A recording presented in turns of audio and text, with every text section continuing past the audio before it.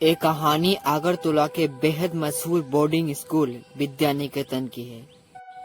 उस स्कूल की डिसिप्लिन और पढ़ाई जितनी ही फेमस थी उतनी ही फेमस थी उस स्कूल की भूतिया स्टोरीज। एक रात की बात है, 12th क्लास के 4 फ्रेंड मिलकर वही भूतिया बातें डिस्कस कर रहे थे जब उनमें से एक लड़का प्रिंस ने कहा उसके पास ऐसा गेम है जिसकी हेल्प से वो पता लगा सकते हैं कि हॉस्टल की फेमस बातें सच भी है या नहीं। सब वो गेम खेलने के लिए तैयार हो गए, मगर रवि उस वक्त किसी की बात सुनने पर ध्यान नहीं दे रहा था, क्योंकि वो अपने फोन पर विंडो ऐप पर लूडो खेल रहा था और पैसे कमा रहा था।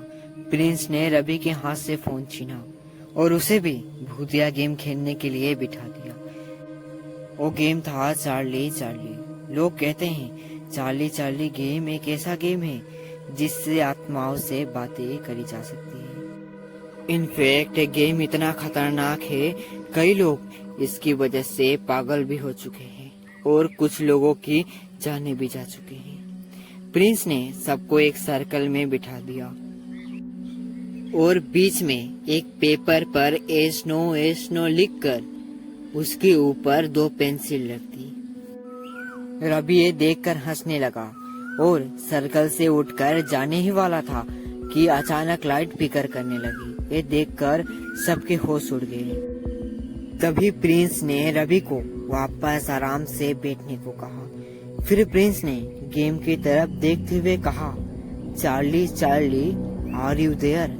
यानी चार्ली चार्ली क्या तुम यहाँ हो? ये कहने के बाद सब वेट करने लगे, पर कमरे पर कुछ नहीं हुआ। प्रिंस ने दोबारा वही सवाल पूछा, लेकिन तभी भी कुछ नहीं हुआ। इस पर रवि ने उस गेम का मजाक उड़ाना शुरू कर दिया, लेकिन तभी सर्कल के बीच पड़ा पेपर जोर से हिलने लगा। उस पर रखी पेंसिल इधर उधर रोल करने लगी। प्रिंस ने फिर से वही सवाल पूछा, चार्ली चार्ली क्या तुम यहाँ हो? और तभी पेंसिल घूमकर एस पर पॉइंट करने लगी। सब हैरान होकर एक दूसरे को देखने लगे। इसके बाद सब मिलकर एक एक करके चार्ली से कुछ सवाल पूछने लगे, जिससे वो कंफर्म हो सके कि सच में चार्ली की आत्मा यहाँ कहीं थी या नहीं। किसी ने पूछा, चार्ली आज तक तुमने किसी को डराया है? तो किसी ने पूछा, चार्ली तुमने किसी की जान ली है?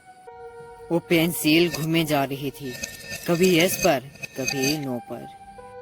रवि उस सर्कल पर बैठे बैठे उस गेम का और सबका मजाक उड़ा रहा था। उसे अब भी लग रहा था कि प्रिंस सबके साथ शायद कोई मजाक कर रहा था।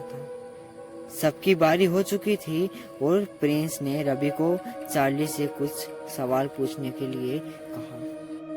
तभी रवि ने मजाक में पूछा कि चार्ली क्या तुम बेवकूफ और पागल हो? इस बात पर पेंसिल नहीं हिली और रवि को लगा कि चार्ली चार्ली गेम बकवास है और वो सर्कल से उठ गया। वो जैसे ही सर्कल से उठा उसी वक्त पेंसिल अचानक घूमकर एस पर पॉइंट करने लगी और फिर जोर जोर से हिलनी शुरू हो गई और कमरे की लाइट पहले से और भी ज्यादा फिकर करने लगी और सब डर के मारे जगह में जम से गए। तभी कमरे पे एक परछाई दिखी और अचानक उस कमरे पर अंधेरा हो गया। उस अंधेरे में वो लड़के को बस 2 चमकती हुई लाल आंखें दिख रही थी, जिसे देखकर वो बहुत डर गए थे। और फिर प्रिंस ने जल्दी से जाकर लाइट ऑन की। तभी सबकी नजर रवि पर गई। उसे देखकर सबके पैरों तले जमीन खिसक गई। रवि का चेहरा पूरा नीला पड़ चुका था। धीरे धीरे वो वहाँ खड़ा खड़ा कांपने लगा। उसकी आंखें सफेद हो गई थी और वो एक अजीब सी आवाज में चीखने लगा, मानो जैसे उसका गला कोई काट रहा हो। रवि की आवाज सुनते ही वार्डन उसके कमरे में आ गया और रवि अचानक बेहोश होकर नीचे गिर गया होटल का स्टाफ रवि को जल्दी से हॉस्पिटल लेकर पहुंचा, पर डॉक्टर समझ नहीं पा रहा था कि रवि ऐसे अचानक बेहोश कैसे हो गया। रवि को 2 दिन बाद होश आया, लेकिन रवि को उस घटना के बारे में कुछ याद नहीं था, ना ही किसी का गला घोटना, ना ही बेहोश होना, और ना ही चार्ली चार्ली गेम खेलना।